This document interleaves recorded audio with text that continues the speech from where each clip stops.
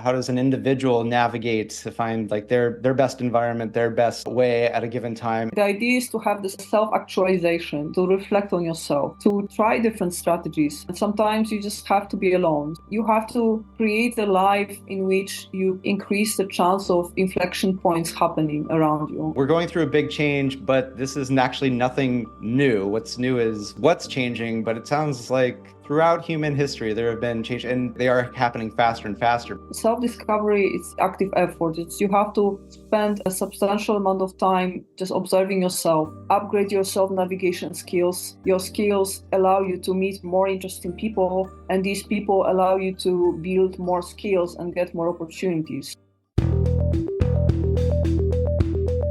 Are you ready to live a life with enough time, money, and energy? Have relationships and connections that delight you? Are you ready for the extraordinary life you know you've been missing? If so, then this is the place for you.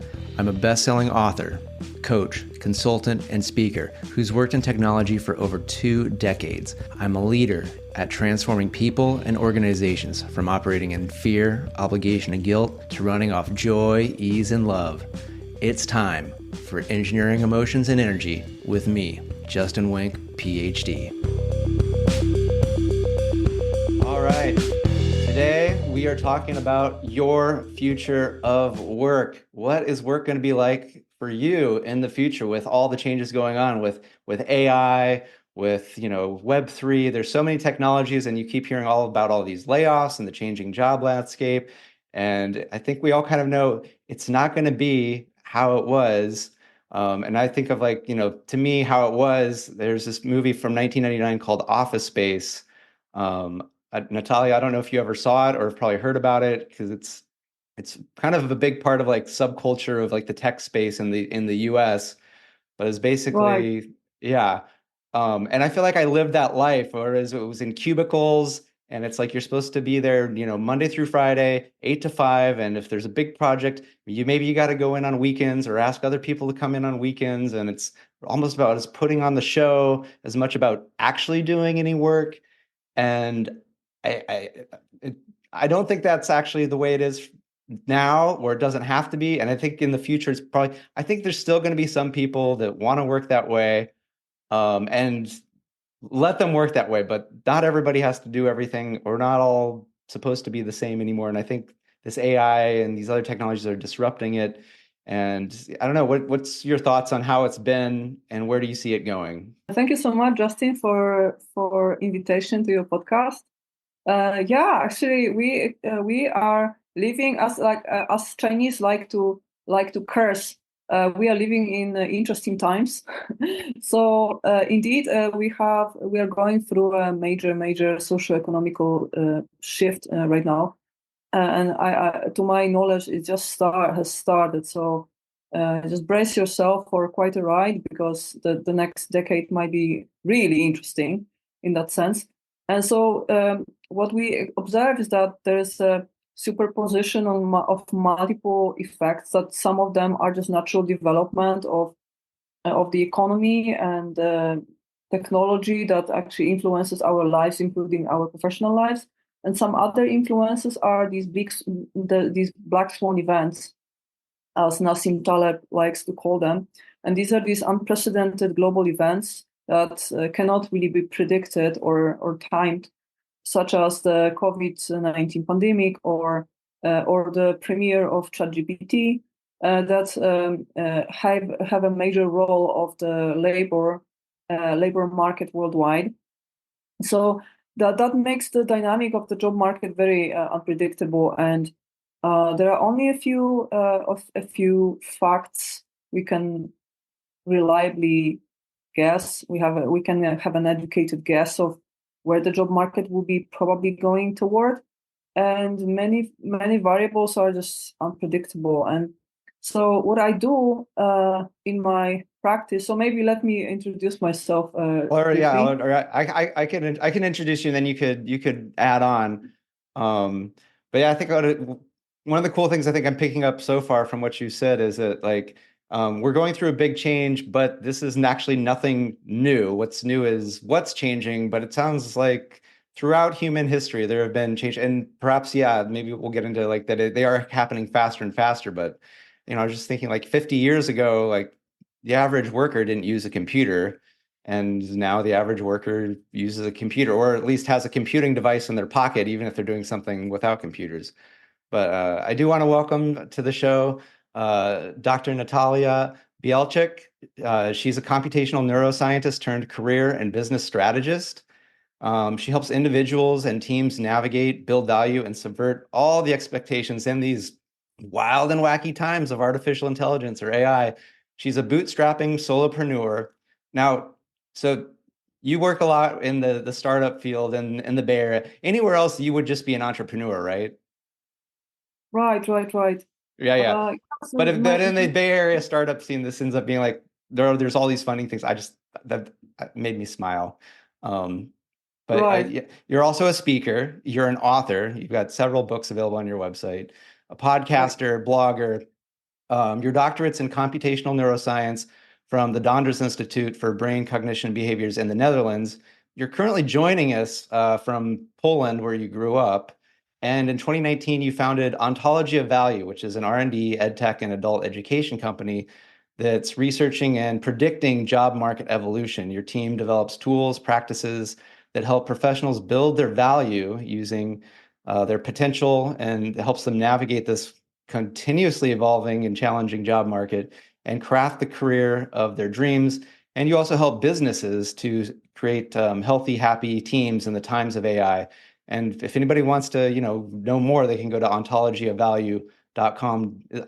Is there anything else that you definitely want to make sure that I don't miss? Because I did, and you had what is like, the classic academic bio, which is like an essay, and Right. yeah. Thank you so much, Justin, for this amazing introduction. Indeed, it's been quite a story. My first love was neuroscience, and then I did a breakup with academic system. So I came to neuroscience for science, and I left because of the system that I think in many ways is dysfunctional. And yeah, and then Oh yeah. well, like my passion was always people, but like for the first 10 plus years of my career, I really thought that the best way of studying a human is going like digging as deep as possible into human brain. Then for many reasons, it turned out that maybe this is not the optimal way, and maybe I could just go more into behavioral science and economy and just look at the uh, group behavior or crowd behavior, as you will, um, and just try to analyze um, how people set goals, what motivates them, how they develop like life satisfaction, and what my focus is now is the job satisfaction in precisely. So I still study humans, but more from the outsider brains rather than inside. So that orientation didn't really change, but it was a natural progression. I basically, after my PhD, I started first trying to solve my own problem, which was, well, where do I find a job as an expat in the Netherlands without knowing Dutch? And then it turned out that my PhD doesn't give me as much advantage as I initially thought in the local job market. So I basically Hmm. started from solving my own problem. Then it turned out that, well, other PhDs in STEM sciences have similar problems. So I extrapolated and I started helping my friends. And then I noticed that actually all knowledge workers today suffer from uncertainty in the job market, and job market is so dynamic, it's really hard to follow. So I extrapolated further, and then once ChatGPT came out, it turned out that, well, the job market in itself is just moving so fast, and there are so many like fascinating phenomena like these LLMs just all of a sudden interacting with the labor market. But on the one hand, it's like it's a fascinating subject for studies, but on the other hand, what are the implications, and how can we make sure that we can reliably like stay safe in the job market and just develop ourselves without constantly worrying about tomorrow? So from just a little problem like finding your next job, it actually it escalated quickly into trying to predict the global dynamic of the labor market. So that's my Yeah. story. And so basically, maybe we could just talk a little bit about that, because I know that your interest is helping your listeners Mm-hmm. develop themselves. And maybe I could just tell you a little bit about some of the main points that I would like to, and some pieces of advice that I'd like to give your viewers and your listeners in terms of professional development in 2024 in times of generative AI. Yeah. If you don't mind, Yeah, I'd yeah, love that. Yeah, because Natalia, I got the chance to see her speak at an event a few weeks ago here in San Francisco before she went back to Europe. And the topic that she spoke on was the future of work. And by far the best talk. I was like, oh, this is actually a take that's actually zooming out, not just like, okay, let me try to couch a product I'm trying to sell. Um, Although you do have great products that you also do sell, but it was like there was actually an amazing vision of what is the future going to be like? Because I think it was one of those like it was I definitely agree with what the end result is, which is we're basically going towards humans don't need to do anything. There ends up being like we don't need to do anything because robots, AI, whatever could do anything that we right, previously need to. So what is right, the world, what is work going to be like? And then you have this, I think it was 7 steps of like what the path is. right. And so, yeah, if you could maybe like, share a little bit of like what that is, and then the tips, I think it's going to be great. And then, yeah, and then we'll also kind of get into, yeah, how does an individual navigate? Because you also have this cool thing called the ontology of value test that I took that I don't know you developed, and I did find it like pretty fast because I've done a lot of these things, MTBI, and I don't know, there's so many of these tests Right. available, and I did find this to be like a uniquely um, fun, interesting, but adding new perspective into myself and then possible environments that I hadn't seen quite before, and it was there all of these tests I find there's always a little bit of like, oh yeah, like of course, and then like, oh wait, oh that makes sense, like it's a little bit of like, well of course, and then a little bit of like, aha, which is always fun. So yeah, It's all maybe about if the you, aha, yeah. yes, aha. So hey, take us through sort of how you see what it could be like, how we get to that either dystopian or utopian humans don't need to do anything anymore.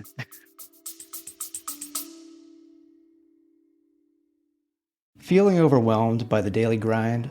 Imagine if you could pause, reset, and truly connect with a calmer, more fulfilled you. It's not just a dream, it's absolutely possible. Hi, I'm Justin, and I invite you to discover the life-changing techniques in my book, Engineered to Love. Right now, I'm offering a free chapter complete with guided audios that have already helped so many people find peace amidst the chaos.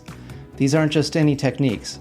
They're transformative practices designed to help you love yourself and engage deeply with the present moment, without even having to close your eyes to the world around you. So join us at engineeredtolove.com/sample and access your free guided session. It's time to bust the busyness and embrace the joy, ease, and love in your everyday life. Don't wait. Start your journey to a more relaxed and recharged you today, because you deserve to live a life you love. Visit engineeredtolove.com/sample. See you there. Right. Actually, yeah, so to start with, there was a debate for a long time whether we are going more toward George Orwell's vision of the world, like 1984. Mm-hmm. So tyranny and the world dominated by fear and some global dominance of Yeah. one political force. Surveillance everywhere you Yes. go. Yep. Yeah. Or maybe the Huxley vision of the Brave New World, where we are kind of plugged into sources of pleasure, Mm-hmm. and uh, and I think we can now answer this question that actually we are all becoming dopamine addicts, and the world is like at this moment, the labor market is quite hectic, but the productivity that results from AI revolution is actually growing exponentially. And we can see this in the number of patents in AI domain growing exponentially over the past few years. And also Moore's law is still in place. So the computational power is constantly doubling every 2 years. Plus we now have software writing new software. So all this actually leads to an exponential dynamic in how much we can actually produce, how much new science, Mm-hmm. how much new data, how much new content, how much new analysis and problem solving. So well, at this moment, we still have many problems in global scale that we need to solve. We still have hunger in the world. We still have climate change problem. We still have so many different problems we have to solve. But mathematically, like human needs don't grow as fast as computational power and productivity in terms of AI. So we still have many needs as a humanity to fulfill. But there will be some point in time in the future where the productivity actually outgrows the needs of the Yeah. human race. So we will And I have think, all the yeah. And I think you yeah, might even be able to argue that could be now. It's just sort of a how is all of it distributed, right? Because I think there is right, like there's more than enough food to feed everybody every single day. It's just not right, distributed in a way that, it's like, absolutely. where you and I live, it's like they throw out like as much food as they sell. And then in other Mhm. places, it's like, oh man, it's Tuesday, I actually get to eat today. Right, Yeah. right.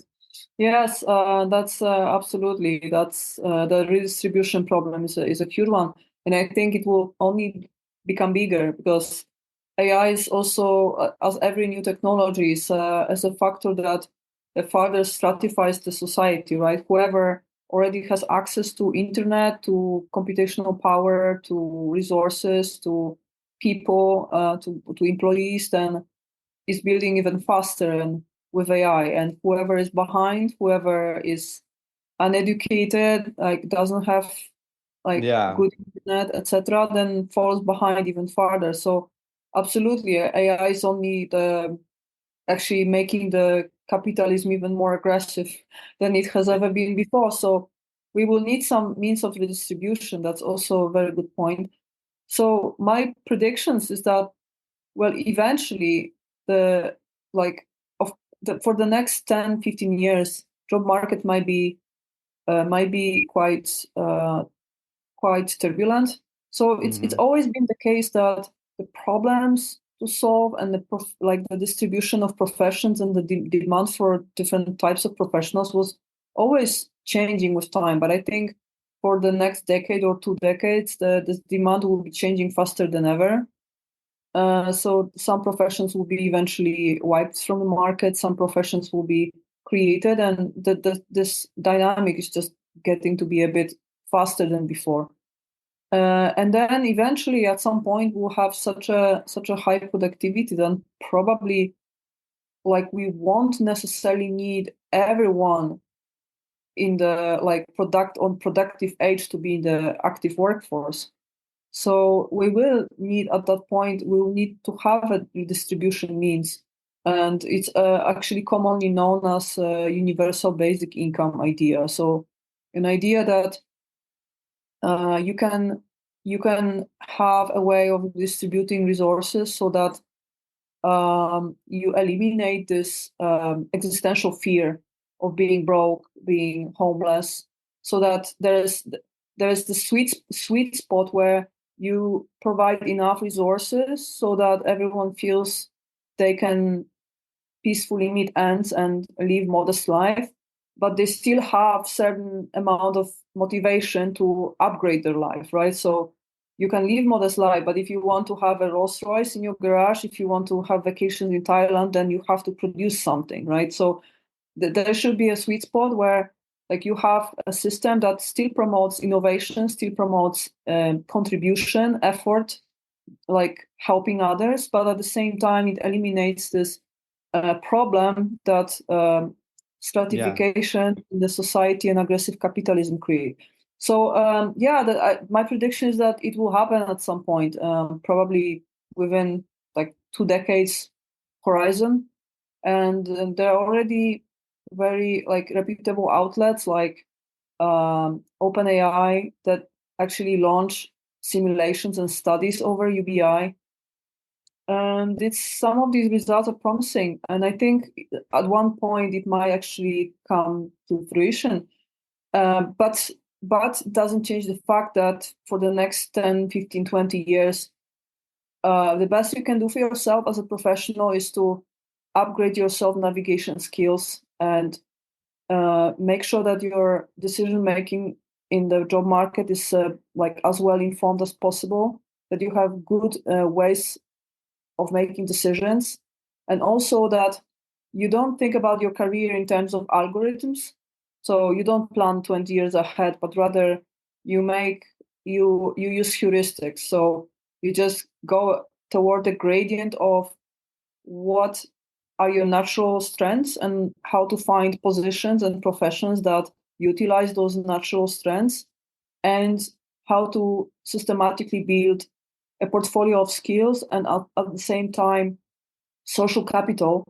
So a portfolio of good contacts, friendships, some other business relations, so that these two actually leverage on each other. So your skills like allow you to meet more interesting people, and these people allow you to build more skills and get more opportunities. So these two is like a capital that you have to keep on building in a systematic way. So this is something I also help people with, to first of all, to find a competitive advantage in the job market. So find these natural preferences for what types of positions and in which types of organizations they might naturally fit best, and how to match that with their hard skills, and how to find that sweet spot in the job market where they naturally create the most value given who they are and what hard skills they have in their hand.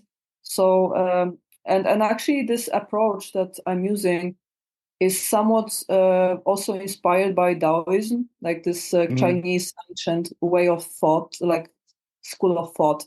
So like Taoists, I really love their lifestyle, because the essence of this lifestyle is to finding balance. So trying to find competitive advantages. So instead of rowing, try to find the right wind and sail. Right. So first define what your goal is. So where do you want to get, and then find the right, wait for the wind, or just find the way to uh, to get help to getting there without using your muscles. Right. So the same I would say relates to the job market. So you have to, it's always a match between the two. You are like, as a individual, you're on the one side of the equation, and the job market is on the other side of the equation. And to find the right match at every given point, you have to perfectly know yourself, or at least as well as possible. That's why self discovery is so important in the like self navigation process. And I know that you spent a lot of effort, right, on your self discovery, so that's great. But the second part of the equation is the job market itself. So updating your knowledge about what the new trends are, what the new opportunities are, and also interacting with others and building your networks in all scales. So individual deep relations with single individuals, like a global network through social media, but also these mesoscale networks through, for instance, through online communities, like small groups of people who have similar interests and interact online. And I think Bay Area is really good for that. There are a lot of these little communities that closely collaborate and interact and help each other. So that's I think one of the main success factors why innovators actually progress so fast in the Bay Area. Um, so yeah, this is a strategic game at this point. It's a bit like playing chess in a fog and on an indefinite chessboard. So you have to make moves. You have to like put your figures in the right positions to support each other, but you don't even see where the end of the chessboard is, and you don't know what happens next because it's like your vision is blurred. So it's really on the one hand difficult, on the other hand fascinating, I think. And my observation is with certain like what you have to focus on is the way of making decisions, because what I see that most people make or have problems with is that they they think of their career building as a series of few smart decisions over a lifetime. So Hmm. they think about the That career. let them win, right? Right, exactly. So they think, well, I made a mistake. I didn't choose the right undergrad studies. I didn't choose the right major. If I did choose that major over like the major I just graduated from, I would have a better start. That was a mistake. Or they think, well, you just have to score the right first job. Like if you get to one of the top companies like McKinsey or Google, then you're set for a lifetime. So it's just a matter of like getting lucky once and just Yeah. getting to the right place at the right time, and then everything's fine. But it's not like that. And career development happens moment to moment, day to day. And it's just like an integral of every single day of your life just put together. So it's just the compound effect of having good ways of decision making daily life sums up to great achievements. So for instance, like very simple example, you might choose to watch a movie on Netflix just by yourself, or you could choose to invite your colleagues and watch together. Very simple difference, but the difference is that you can make bonds, and it's often the case that the best projects actually get conceptualized over a beer by a movie or movie night or barbecue in a group instead of just sitting alone. And just this is a trivial example, but Yeah. it's Well, just that I'll play the contrary thing that like yeah, depending, it could be that the alone might be the best because it's like, well, if I was hosting the event, I would be so focused on the other people, I might not get like some very important message, that I would get from the movie if I was there by myself and totally focused and not distracted by how are my guests doing.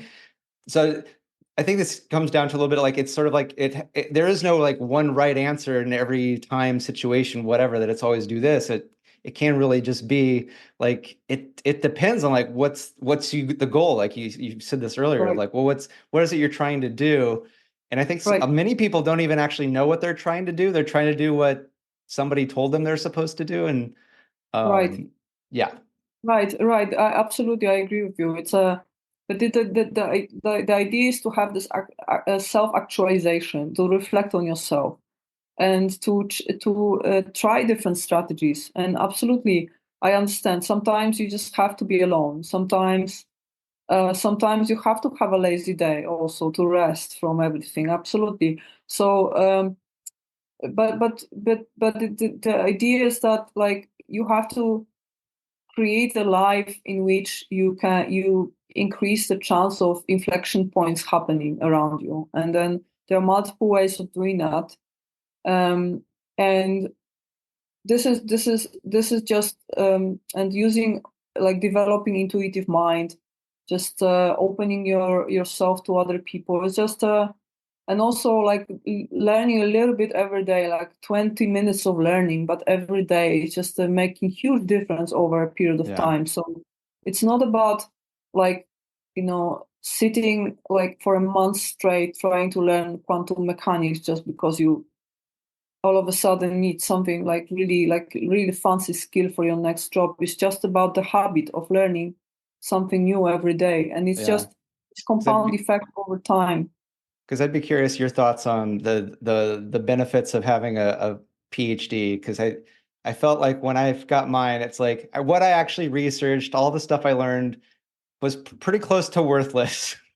But what the most important thing was that I learned how to learn, and it's like, oh, I noticed that like, oh, I can learn something, pick it up, and make something of value out of almost anything way better faster than people who hadn't gone through what I had. And I was like, okay, that's what the 6 years Right. was worth. Absolutely, I agree with you. I also think that work ethic is, and when I work with PhDs, I always tell them that work ethic is their biggest asset from a PhD, because everything else is contextual. You just, let's say you do a PhD in neuroscience, then you like swap to another discipline, then your hard knowledge in like domain knowledge in neuroscience is becoming less relevant. But what you like the systematic way of approaching problems and being also patient and independent and just decomposing problems into smaller pieces and then going step by step and being patient, the delayed gratification, and that's the I Yeah. mean the PhD is almost like Olympic Games. It's like 4 years marathon for that one medal, and you have to have. It's almost like you have an athlete's ethic, right? To get there. So this will stay with you for a lifetime, absolutely. And that's also why soft skills are so important. And I also like I have contractors. I don't have full-time employees, but I also see like that work ethic is actually so much more important than skills at the beginning of a collaboration. Because if I see that someone can learn and is focused and motivated, I mean, this sounds trivial, but it indeed, like, eventually the effects will be better than someone who starts at a really high skill level but is just like unreliable or just not interested in the topic. So absolutely. And what else? So yeah, well, maybe we could talk a little Yeah. bit about the test and your results. Yeah. Because kind of go to like, well, how does an individual navigate to find like their best environment, their best way at a given time? And so, yeah, Natalia's ontology of value has this test that allows you to kind of get an idea of yourself and maybe what types of things are best for you and what's the kind of best environment. And it was very, I don't know, so you can go to ontologyofvalue.com to be able to find this. It's totally worth it. Like, it's not even like that expensive, and I think it even works for teams and things. But yeah, so I sent my results to Natalia, and I don't know, it's funny when I was like taking the test. um eh, yeah, I was kind of like reading the questions, and all the times I'm like, I think that I would do like a fifth thing. Like, there's always like four possible responses, and and then I get what my number one attribute is, and it's creator. I'm like, oh, okay, I'm a creator. I'm wanting to create new possibilities even on this test. So that was kind of like an Right. aha. And then like, yeah. So what are any of your takes from seeing maybe just a quick, because I know you got to go here in like, a few minutes. So, Right. Yeah, so just a few words about the test. We developed it during the pandemic, and it was indeed as a response to this lack of tools that look at the career development from a bit different angle, because there are lots of personality tests out there. But what I specifically was missing was a test that would basically give you some overview of the possible work environments where you might potentially fit in. So especially for people who are just starting their careers, or they are just leaving academia, or they spend their whole professional lives in just one career and now they are thinking of a change. The job market is a bit of an abyss. Like it's a dark forest. It's like they don't know that there are so many different directions to go, and what's a with the same forest? It's skills. mountains. It's a desert. It's Yeah, it's it's all the yes, it's things from normal. the Shire to Mordor and everything in Right. between. Yeah. Right. So there's not enough life to try everything on your own skin. So I was thinking of creating a proxy, some tool that would just give you an educated guess on where, with your natural working style, with your personality, with your values, and the way of solving problems, and also the way of bonding with people, where would you possibly fit best? And so we did studies on professionals, like knowledge workers from 17 countries over the pandemic, and we developed norms. We developed like quantitative measures to evaluate your fit to different environments. And so I think what's really interesting about the stats is that it does not only show your personal ranking of the most appropriate working environments for you, but also compares you to a population of participants we had in the study. So you can read that, let's say you're more entrepreneurial than 75% of participants, or you're more corporate than 90%. That gives you some cheat sheet to tell you where your competitive advantage in the job market might be. So this is a quantitative result, which is like really helpful for many people. So in your case, freelancing and entrepreneurship came up on top. So how do you feel about that result?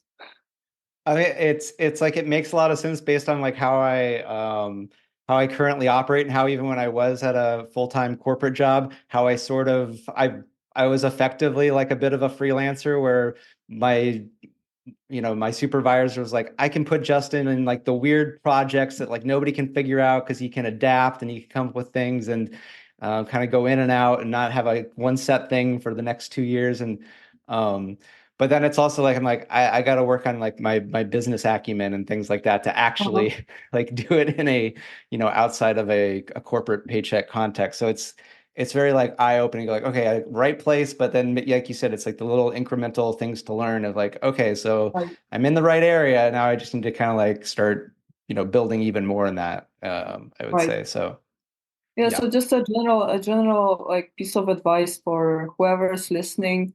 Just whichever tools you choose, it's all good. Just you have to like, it's self-discovery. It's active effort. It's You have to spend a substantial amount of time just observing yourself, and you could use aptitude tests for that. You could use 360-degree interview. Just interview your friends, interview your colleagues, ask them, what am I strong at? And they might surprise you with their answers. But in any, you could just also do journaling and just put your observations, self-observations there, and then reflect on what's your favorite, when do you have flow states? What's your favorite activities that are the most joyful? And then just uh, basically it's a process, and you have to go through that process to find that niche, that sweet spot in the job market that is optimal for you, and the rest is learning about opportunities. So you could also you could make use of professional advice. You could also do it by yourself. It's fine. It's just um, it's a bit like taking care of your health. It's a process, and a little bit of effort. I wouldn't say every single day, but every single week, on behalf of your like long-term professional success, is just definitely worth it. It's almost like a gym, but a gym Hmm. for your brain. And yeah, I mean, uh, some of my predictions for the job market might seem a bit Cassandric, a bit uh, bittersweet, but because yeah, there will be turmoil. But I think eventually, like in the grand scheme of things, we'll be all better off. As a humanity, we'll be more better off because this is like unprecedented opportunity Oh that is yeah. open to us in terms of like productivity and innovation. So in the grand scheme of things, in the long term, we will all be better off. And the only problem I see in the long term is that now we are living in the economy of productivity. I think we'll eventually have to switch to an economy of motivation, because once we have all the resources, then why do we leave, right? Why do we jump out of bed every single morning? So I think in 20 years, now we all try to be more productive and more competitive in the job market. I think in 20 years, we'll be asking ourselves how to be more motivated to live life. But this is yet another problem for yet another time, right? Like one problem at a time. So at this stage, I wish you all to have really good I mean, to get self-confident, you have to work on yourself. But I wish you inspiration to do that. I wish you have good friends who inspire you, who encourage you to do that effort and help you as well.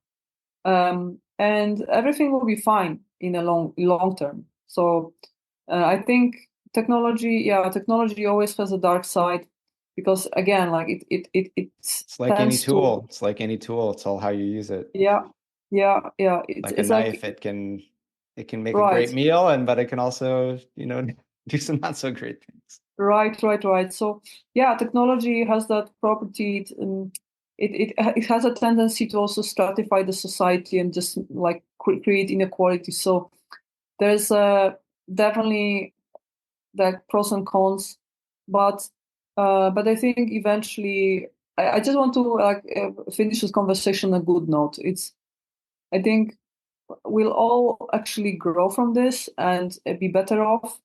It's just that for the foreseeable future, it's really important to spend some time and attention on your professional development, strategize, find inspiring friends who are also willing to develop themselves, help each other, keep your eyes open for opportunities, observe yourself, and yeah, and all will be fine. I'm sure Yeah. interesting times are coming. Obviously, like they will be chaotic, but don't worry. As long as you are open to learning every day, then you'll be great, doing great. Yeah, I love it because I think yeah, overall everything's going to work out great. And even though many people might be going through some really, really challenging turmoil, not everybody has to go through it. And so I think on a personal level, we can make it easier by like doing things like you said, like learning about ourselves, getting support. And so yeah, so that's like what I like to do, and that's what Natalia likes to do. And so I'll say if you want to learn more about, Natalia's ontology of value test, go to ontologyofvalue.com. She has, some ebooks there that are available. Some are also even included when you get the test. Like, it just delivers a ridiculous amount of value. And if you want to get to know a little bit more about Natalia personally, she has her personal journey documented at Natalia Bielczyk.com. So that I read one of your blog articles, very, very fascinating. So if you get a chance to see Natalia speak somewhere in the world, I'd say definitely go through it. It's going to be great. So thanks so much for being on the show. Thank you so Because I know much. you do got to go soon. So appreciate it. And thanks all of you for watching and listening, and have a good day. Thanks for tuning in to Engineering Emotions and Energy with Justin Wink, PhD.